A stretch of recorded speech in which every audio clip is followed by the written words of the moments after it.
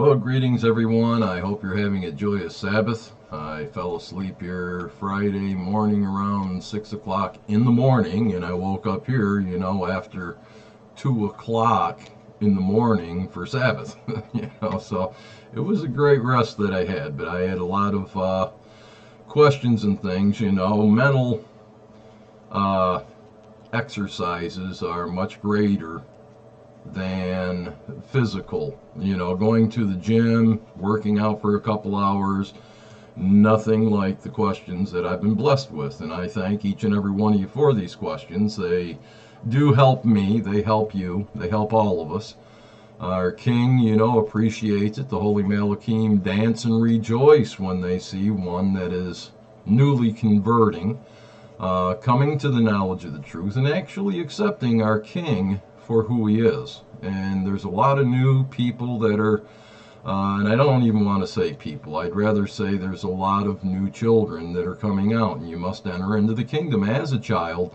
But you could be 188 years old and yet come to the understanding of the truth and therefore become a child, which merely means ready, willing, and able of correction, ready to start learning the real truth. Right up until now, you've been nothing but a piece of a game, basically, you can say. It's probably a bad analogy because this is far from a game. This is a race. And till your eyes were finally opened to the point where you can see truth, that you are to live by the every word of the written words that our King became, and now you have to put on his ways. Okay, so basically it's like a Monopoly game, I guess we can use for this instance, where, there were only a couple players that started out first, but then if somebody else joined, well, that piece, which is you, has to be put onto the board. And then as the dice are rolled, you get moved, you have no say about it. And that's basically what takes place in the realm that is mostly unseen. There are some of us that can see it. I'm glad that I lost most of my ability to see the dead and how they operate and how they bring things into being for those that are lost, how they control their lives. But now you've been put onto the board of life, the Monopoly board, and you're being moved while our Heavenly Father, through his righteous Son, are using the Holy Malachim and even the demons to bring about events in your life now.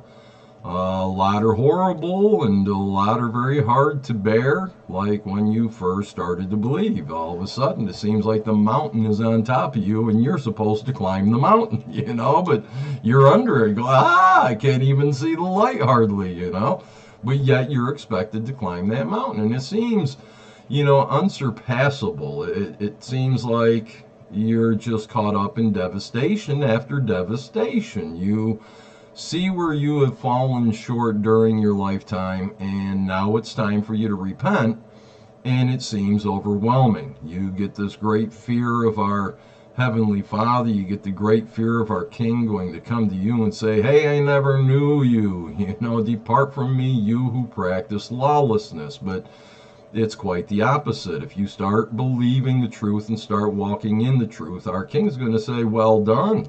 Welcome into the kingdom, my brother, my sister, for you have done the will of our Heavenly Father, who sent me. You believed me enough that you abandoned your old ways of sin and you turned toward me. And I love you for it. Please come into the kingdom. And that's where, some of you are standing right now. And it's a fearful thing, to be brought before our King, to understand that you've been a liar your whole life, but the lies that you believe are what you were taught by others, and the others are in lies. They're still there, and they were created to bring forth deception in your life so that you have something to overcome. So please don't be fretting, and I'm hopefully going to get on either in this video or another. I don't know exactly which it's going to be. Depends on the time, I guess, but I would like to bring out some things for those that are brand spanking new to the faith so that you're not so overwhelmed concerning foods and everything else that's expected of you, So I do pray that You'll bear with me during this, but first what I'd like to do is touch on something that we're all expected to keep, and that is the Feast of Tabernacles that is coming soon.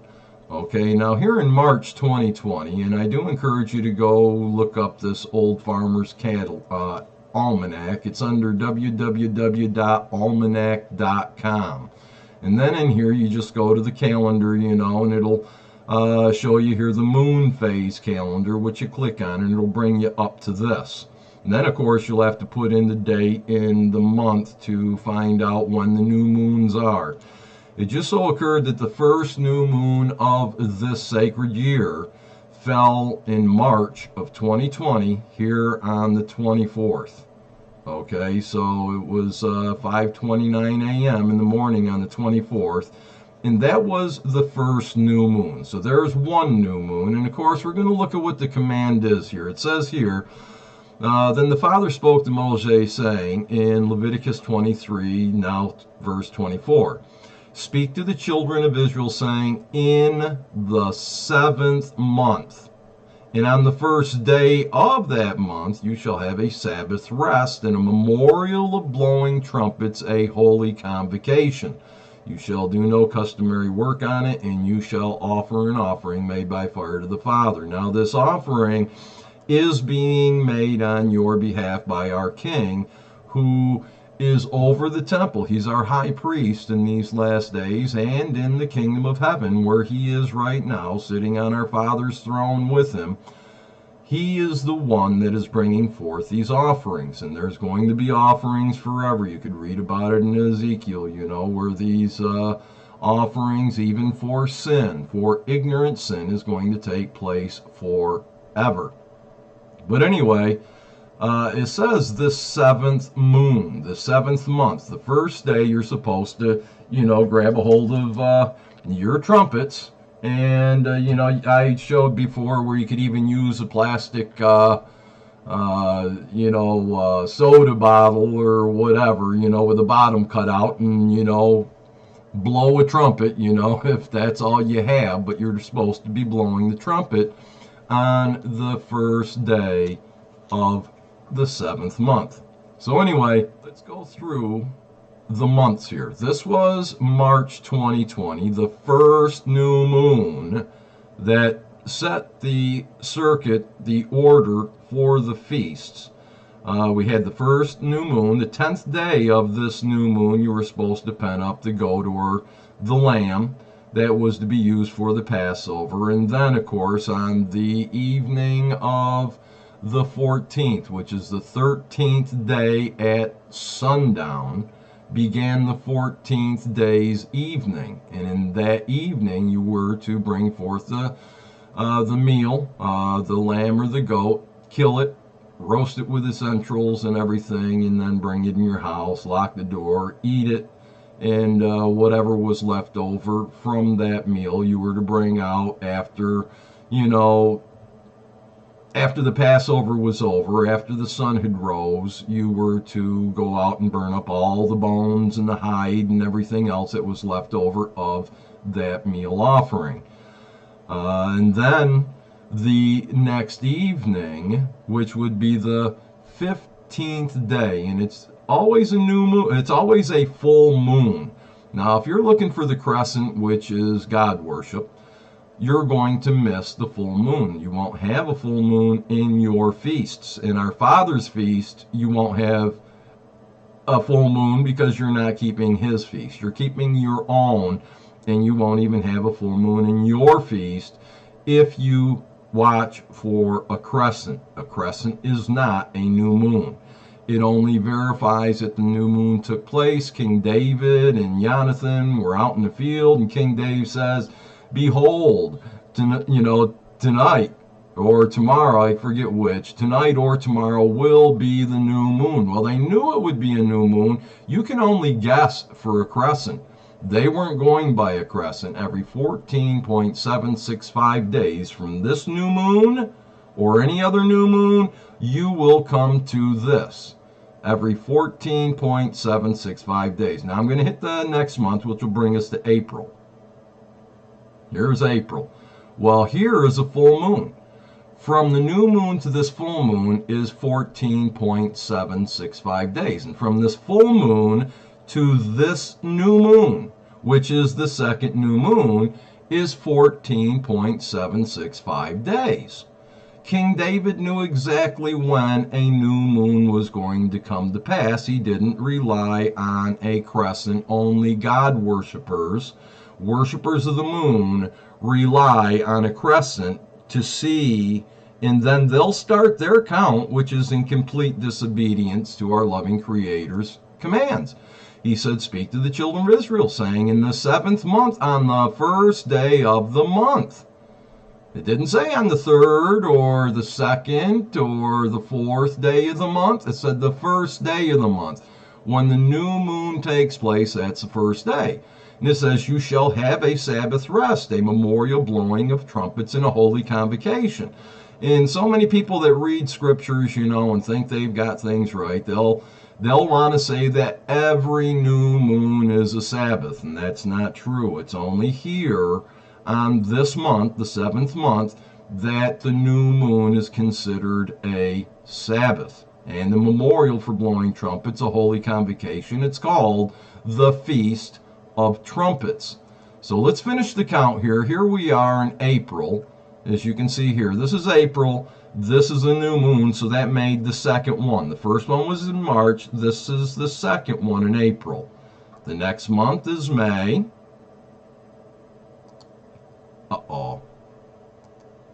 Next month is May. And as you see here, on the 22nd of May was the third new moon. So let's go to June. Man, what's going on there? That went back to May. Oh boy, what am I doing? Next month, May to June. Here we are in June. There's a full moon. Down here is the new moon for June. It was on the 21st. Then we'll go to July. July, the new moon, was on the 20th. So that's the 5th new moon. So then we'll go to August. August has the new moon on the 18th. So there's the 6th new moon. Now we're going into September, which we're in here right now. This is August 8th that we're in.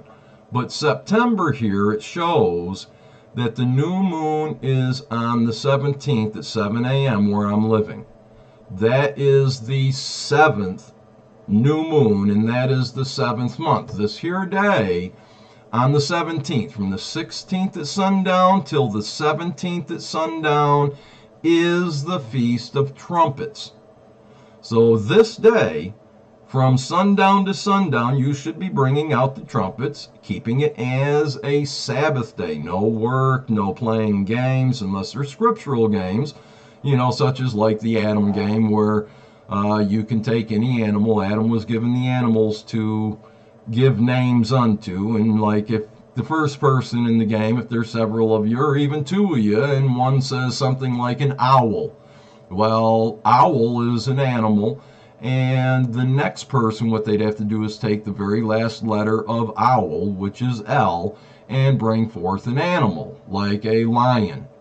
Then the next person in line would take the N and bring out something like a newt, or things of that sort. And then the T, the next person will come out with something like a tiger. And you can't use the same animal twice in the same game. And you just keep going around and around. And it's a lot of fun. It don't sound like it is. And it is enjoyment, but it's a different type of enjoyment. It's learning things that Adam had to go through, coming up with names of animals and such. And it's permissible to play these things on the Sabbath because you're keeping your Father in mind by his creation, and you're giving him honor and glory for it. So there's nothing wrong with playing the Adam game or other scriptural type things. But anyway, on this new moon, you blow the trumpets from the 16th at sundown till the 17th at sundown. Sundown is always when a day ends and when a new one begins. And a lot of people want to get into, well, a day is from sunup. Well, our Father's talking his days. If you're reading Genesis, you'll see from sundown to sundown are his days. And yes, there's a night within the daytime, the almost 24-hour period. There is light and there is dark in those days. And our King said, don't you know there's 12 hours in a day? Well, if you're in Alaska, you might only get no hours of light in a day for months. And then you might have days for months without any night. Okay, so it depends. People take the words so literally when they weren't meant to be literal, and they put all these speculations and opinions on things that were meant to be literal. So many things are just completely backwards with the world. I'm telling you how it works with our Heavenly Father and his people, his children, and our King's brothers and sisters in this faith. And when you're new and called out to it, you're expected to keep these commandments. And the commandment is on the new moon here, the 7th moon of the year, you are to keep the Feast of Trumpets. And then from this day, there's 10 days. On the 10th day, you are to keep the Day of Atonement. It's a fast where you eat nothing. You really don't want to, unless you got pooped on the face or something, top of the head by a bird or something that causes you to need to shower or something. You should have all these things taken care of prior to the Day of Atonement. You shouldn't put any water in your mouth, as far as swallowing it. Now, if you have to brush your teeth because you got, the bad halitosis going on or something, just don't swallow. Rinse it out well, spit it all out, do not swallow. If you swallow, you break the Day of Atonement. You're not to eat anything. You shouldn't be putting lotions on and, perfumes and makeup or anything of this sort. You should fast from everything.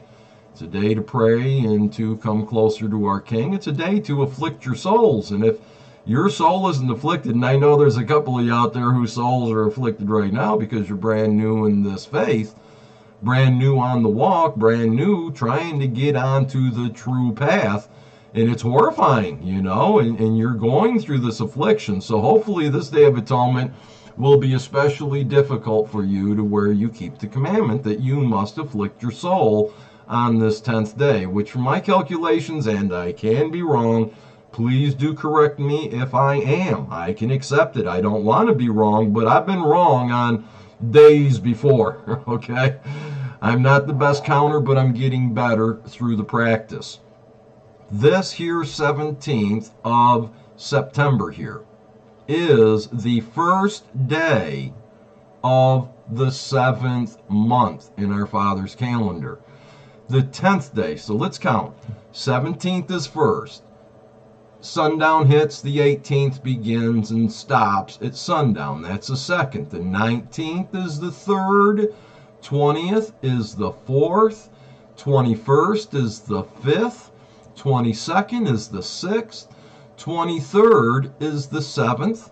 24th is the eighth. 25th the ninth. 26th here Friday at sundown to the end of this 7th day Sabbath at sundown is going to be the 10th day, the Day of At-One-ment, the Day of Atonement. And so, on this day is a complete fast, and it's already a Sabbath, so you keep it as a regular Sabbath. The regular 7th day Sabbath, only it becomes what some want to consider a high holy day because it falls on a 7th day Sabbath, which is already sanctified and made holy for those who believe, and therefore having a Day of Atonement on there, there's something special about that. So anyway, the 26th until the 26th at sundown is the 10th day. At sundown begins the 11th, then the 12th, the 13th, and the 14th day. Now here at sunset, on the 30th begins the 15th day. So as you can see here, we'll go to the next month, the 15th day. Uh-oh, what's going on? Get thee hence, Satan. I'm giving out a blessing here. What are you doing? So let's go to the next month here. All right, October. As you can see, the 14th at sunset was the last day in the month there of September. Here, October 1st.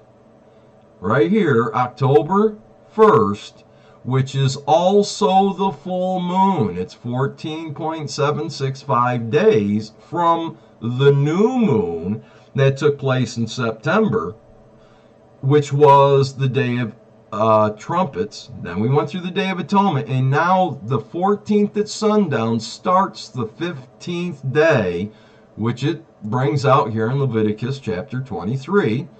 And it says here, we've already gone through part of this, Leviticus 23:26, and the Father spoke to Moshe, saying, also the 10th day of the 7th month shall be the Day of Atonement, which we already went through. It shall be a holy convocation for you. You shall afflict your souls and offer an offering made by fire to Yahweh. Now that offering, once again, our king, our high priest, is doing for us in the kingdom. It says, and you shall do no work on that same day, for it is the Day of Atonement. And of course, it's also a seventh-day Sabbath, to make atonement for you before Yahweh your Father. For any person who is not afflicted in soul on that same day, the Day of Atonement, shall be cut off from his people. And they'll be idiots, like so many out there in the world have become. Leviticus 23:30, any person who does any work on that same day, that person I will destroy from among his people. You shall do no manner of work. It shall be a statute forever, throughout your generations, in all your dwellings, and you got all them Christians out there calling us legalistic for keeping the very commandments that are to be kept forever throughout our generations, and you got these Christians condemning us, and I thank them for it. Our king said they do such. Leviticus 23:32, and it shall be a Sabbath of solemn rest, and you shall afflict your souls on the 9th day of the month at evening. The 9th day at evening, which is sunset, beginning the 10th day. From that evening to the next evening and the 10th day, you shall celebrate your Sabbath. So it's a day to celebrate, even though you torment your souls and afflict your souls, you must celebrate it. Leviticus 23:33, then the Father spoke to Moshe, saying, speak to the children of Israel, saying, the 15th day of the 7th month shall be the Feast of Tabernacles for 7 days to the Father. Okay, so we're over here, as we showed, this here full moon, this here first day of October, when the sun has set over here on this previous month, when the sun has set here on the 30th, okay, when the sun sets there on the 30th of September, it brings us to the 1st of October. That sunset begins the 1st of October, which is that 15th day that it says. The 15th day of the 7th month shall be the Feast of Tabernacles, and for 7 days you're to keep it. So hopefully, check out my calculations, and do know when the Day of Atonement and this here first day of the Feast of Tabernacles is going to be. And then, of course, there is a last great day. You'll keep the feast for 7 days. 1, 2, 3, 4, 5, 6, 7. And at this here sundown on the 7th begins the last great day, which is the 8th of October. So in a way, it's kind of great, that the days are numbered this way, so that these are the 7 days of the feast. From the 1st, when the sundown comes on the 30th, the 1st is the first day, and it goes on to the 7th day. That it says you're to keep the feasts. Okay, shall be for 7 days, and the 1st there shall be a holy convocation. So therefore, this here moon is the same as a regular 7th day Sabbath, with the exception that you are allowed to cook on this day. But otherwise, all other work must cease. Okay, there's nothing wrong with cooking. They didn't have refrigerators and such back in those days to where you could cook something on a Wednesday and actually eat it on the Sabbath, because you've got it frozen or in the refrigerator, pull it out, warm it up. They didn't have these conveniences back then. And, even certain sacrifices were only allowed for like 2 days, and on the third day they had to be completely destroyed. Otherwise, that like peace offering or whatever that you brought forth would be considered defiled to eat any of it on the third day, and our Father wouldn't accept that sacrifice for those that would do so. So there's nothing wrong with cooking. You shouldn't really go into great elaborate things here. You never cook on a seventh day Sabbath. Always prepare Friday. Okay, the day before the sundown for the Sabbath. Always prepare your meals and such and have them ready to be eating for the Sabbath. The same thing with full moon here. Everything except for cooking or whatever can be done. I shouldn't say whatever. Cooking is allowed. But as far as work and all that stuff, making money, doing business, doing your own pleasures, seeking your own things, you should be instead putting your mind toward our King on these days. This is a regular feast Sabbath, and that the first day and the last day of a feast is always a Sabbath. So anyway, it says, on the first day there shall be a holy convocation. You shall do no customary work on it. For 7 days you shall make an offering. Okay, now this again is going to be done. These offerings will be made by fire by our King in heaven for us. It says, on the 8th day you shall have a holy convocation, and you shall offer an offering made by fire to the Father. It is a sacred assembly, and you shall do no customary work on it. So if you noticed here, the 7th day isn't considered a Sabbath unless it falls on a regular 7th day Sabbath. So this here feast that's coming up, the 7th falls on a Wednesday. So therefore it's not considered a Sabbath, but it shows here in this instance for the Feast of Tabernacles, the 8th day shall be a Sabbath. It says, these are the feasts of Yahweh which you shall proclaim to be holy convocations. To offer an offering made by fire, Yahshua will do, the burnt offerings and everything. And it says, besides the Sabbaths of the Father, besides your gifts, besides all your vows, and besides all your free will offerings which you give to the Father. Also on the 15th day of the 7th month, when you have gathered in the fruit of the land, you shall keep the feast of Yahweh for 7 days. On the first day there shall be a Sabbath rest, and on the 8th day a Sabbath rest. Though it's only a 7-day feast, our Father enjoyed being with the children so much a few thousand years ago when they started keeping this, the feast again properly, and it was such a joyous occasion. Our Father begged the children to keep it one more day. And that's how this 8th day became part of that feast forever. It says, and you shall take for yourselves on the first day the fruit of beautiful trees, branches of palm trees, the boughs of leafy trees, and willows of the brook, and you shall rejoice before Yahweh your Father for 7 days. You shall keep it as a feast to the Father for 7 days in the year. It shall be a statute forever in your generations. You shall celebrate it in the 7th month. You shall dwell in booths for 7 days. Now, what I do is I just pitch a tent in my living room. I think this feast, I'm going to pitch the tent over my bed.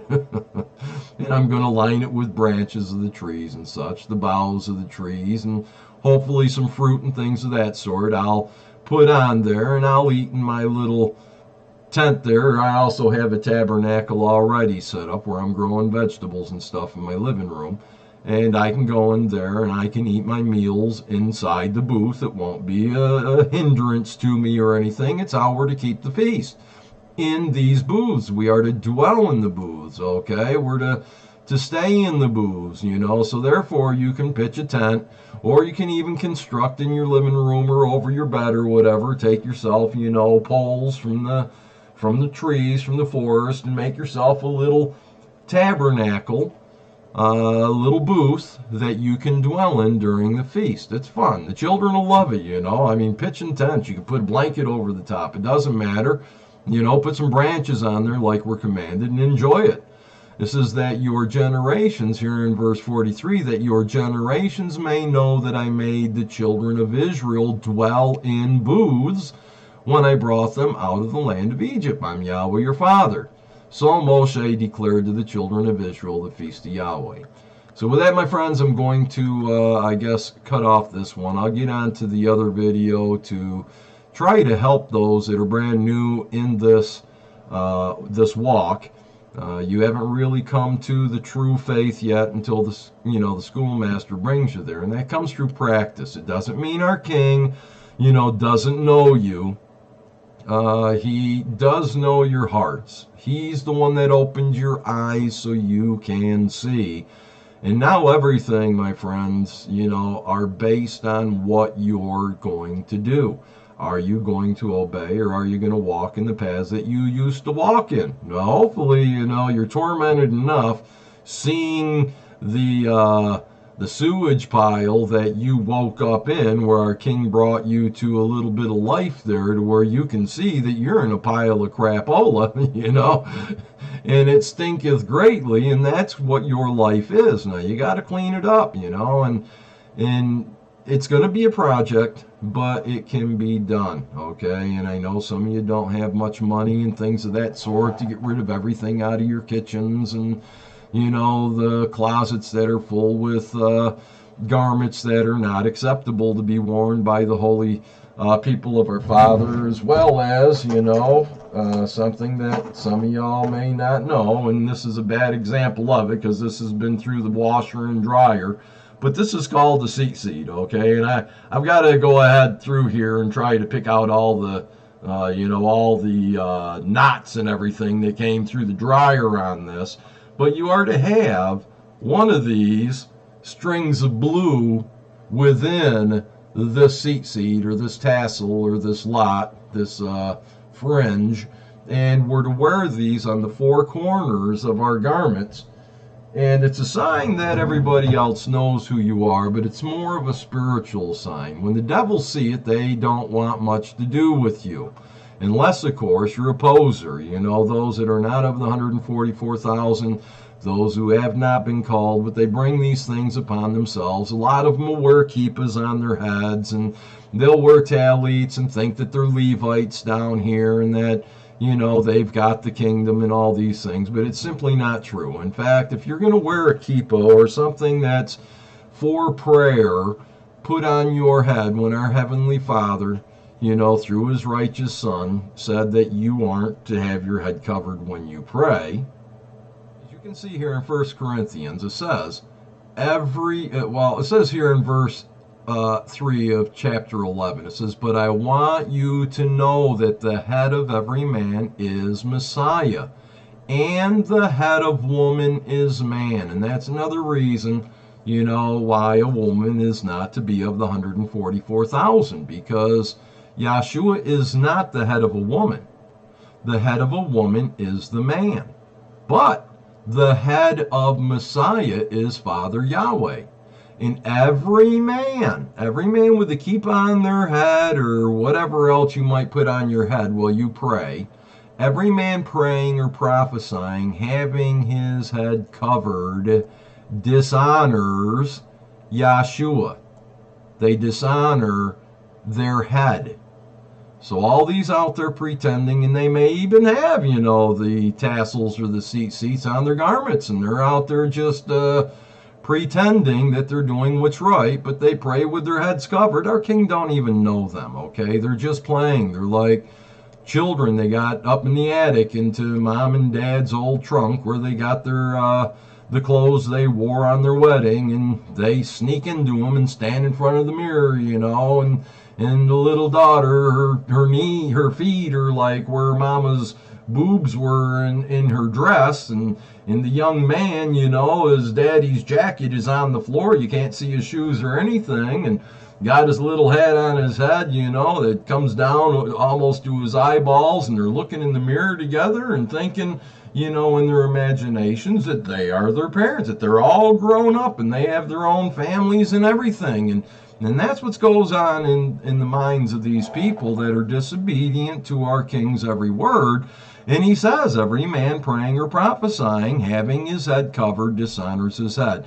Now, when I say our King said this, he taught his disciples these very things through Holy Spirit. So when the disciples are speaking these things, it's the same as me. I'm speaking the words of our King. Our King is saying these things. He's saying, if you're out there praying and prophesying with a kippah on your head or anything else that you use dedicated for prayers that you think it's cool to wear, or like some of those hats that the Jews have that already have what do they call the lots or whatever they have on they're stapled to their hat, they put it on and they got these things that are told you shouldn't have either, so they're double whammied there because they're denying our King, and that's why they pray with the kippah, to deny our King. But it says here as well, but every woman who prays or prophesies with her head uncovered dishonors her husband or her father or whatever man is over her. You dishonor them if you pray with your head uncovered. You should always pray with your head covered, ladies. And it don't matter what age you are, you all are under the headship of a man, whether you like it or not. That's the way that the kingdom's set up.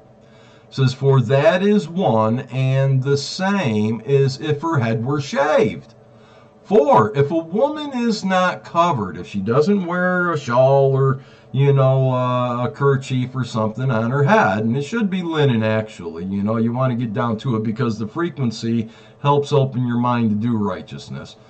For if a woman is not covered, let her also be shorn. Let her be shaved. Let her hair be cut right off and become like a harlot, okay?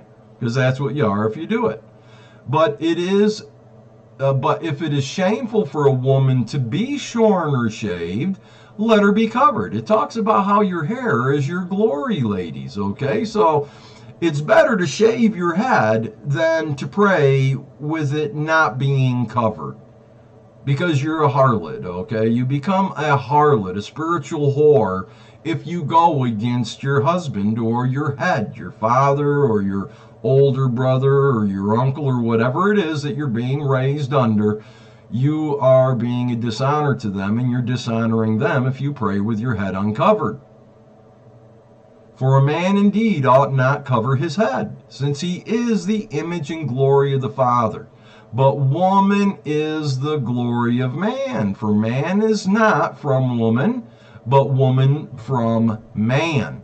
Nor was man created for the woman, but the woman for the man. For this reason, the woman ought to have a symbol of authority on her head because of the holy Malachim. Nevertheless, neither is man independent of woman, nor woman independent of man in the Messiah. For as a woman came from man, even so man also comes through woman, but all things are from Yahweh. Judge among yourselves. Is it proper for a woman to pray to Yahweh with her head uncovered? Does not even nature itself teach you that a man has long hair, it is a dishonor to him? Now, some would say that, because of this, I haven't cut my hair in, I don't know, maybe 10 years or more now. My hair just stopped growing. Now, of course, there were those like Absalom that had to cut their hair, because it got so long, it just kept growing and growing. Mine doesn't. But it's not speaking of the hair, the length of the hair like this. It's speaking of the tradition they had even then, where they would let their, sideburns or whatever just grow long. That's, what it's speaking of here, but it talks about is a dishonor to him. But if a woman has long hair, it is a glory to her, for her hair is given to her a covering. But if anyone seems to be contentious, we have no such custom, nor do the assemblies of Yahweh. But anyway, it talks about, nature itself teaching that if a man has long hair, it is a dishonor to him. Well, consider, the lion. Who has the longest hair in the lion kingdom? Well, of course, it's the male. He's got the great big mane, okay? And in the peacock, which of the peacocks has the long, luxurious hair or feathers? Well, it's the male. He's got that great big plume in the back that is just beautiful and gorgeous. This isn't what was being spoken of, It was talking about those locks or whatever it is that they think are going to get them closer to heaven by being disobedient by having these things. No, you're not to be trimming or letting certain areas just grow long and trimming others. You're not to be butchering your beards, okay? Best way for a man to do their beard is to pull it like this, and any stragglers just, cut off the end there. And that way you're not, trimming the edges and all that. You're not butchering it. You're not doing these things for the dead. You're not, trying to stick out with your handsomeness because you can chisel yourself in this way, or have such hair, done in such ways that women would want to lust over you more than everyone else because you got pretty hair or pretty teeth. It's not what it's for. And when you start coming out of the world, you're going to see you don't want these women to be looking at you and lusting, because then that they're breaking the laws and the commandments. Some of them are probably married, so they're committing adultery in their heart by looking at you looking so pretty, men, okay? And the same thing with women, that's why they should have their head covered and such. But that's all for other videos, and I hope that you understand that we have the feast coming up, the full moon of October, which is 14.765 days after the new moon that took place here in September. On the 17th is, this is the Feast of Trumpets. Then we have 10 days to where we do the Day of Atonement that I already brought out there. And then this full moon, we will always have a full moon during a Feast of Yahweh, except, of course, the Day of Pentecost. That may be different. I really didn't calculate. I didn't check it out to see if that's a full moon or not. But the 7-day feasts always has a full moon during it. So with that, I hope it's a blessing, and I'll hopefully bring out some things to help our brothers and sisters that are new to the faith to make the initial shock of realizing how wicked and evil we was a little bit less hindering. And with that, my friends, I just want to say that I do love you all. You're in my prayers. Each and every one of you are in my prayers, and I'm here to help you get your answers. And please forgive me, sometimes I do have to sleep. So if I don't have your answer right away, I could be sleeping. Or I could be even praying for the answer, because I might not actually know the 100% of what you need to know until I ask our King. So, be patient with me. I'm patient with you, and our King is patient with all of us. And with that, I do love you. Looking forward to the feast. Let's keep it in sincerity and in truth, and let's show our King what we're made of. And with that, I love y'all. Bye. Hey, sorry, I had to come back. This excited me. It was pretty neat. When I woke up this evening, well, this morning, I guess you could say, Sabbath had already began, and I came in here after taking care of business, getting me some coffee and such so I could bring the video. I came over here and I kind of like refreshed the page here where the latest video was, and look at this, man. There's 144 views. I just thought that was so cool. 144 views. So that really encouraged me to be bringing the videos. And we got somebody here. Let me check. Bright Flash. As I said anyway with you, Al-Yahnai Hawkins, you take your nonsense with you. This is pretty cool, what Bright Flash is writing me. First says, Al-Yahnai Hawkins, go away. You are ignorant to the point of perversion. Whoa. You are utterly lost. I can't see. You walk in darkness. You are legalistic. Oh my word, it's such a crime to be legalistic. I mean, our king's going to come and say to them, I never knew you. Get away from me, you who are lawless, you who practice lawlessness. So therefore, I guess if I'm legalistic, I'm a step above some.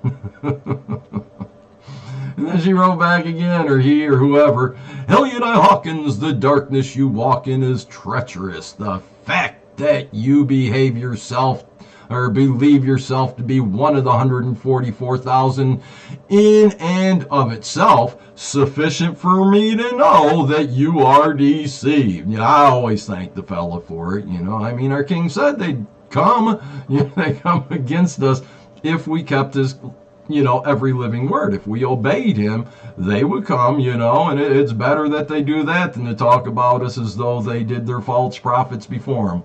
So anyway, I've got to go answer this one. As I said, away with you, Al-Yahnai Hawkins, and take your nonsense with you. It's always a pleasure to answer all comments, but I did have to show you this one, you know, and I'm sorry about the length of everything, but it was truly exciting this morning when I woke up and I saw that on this newest video, I had 144 views, you know, not 144,000, but 144, and that just made my Sabbath day. And with that, I love you all. Bye.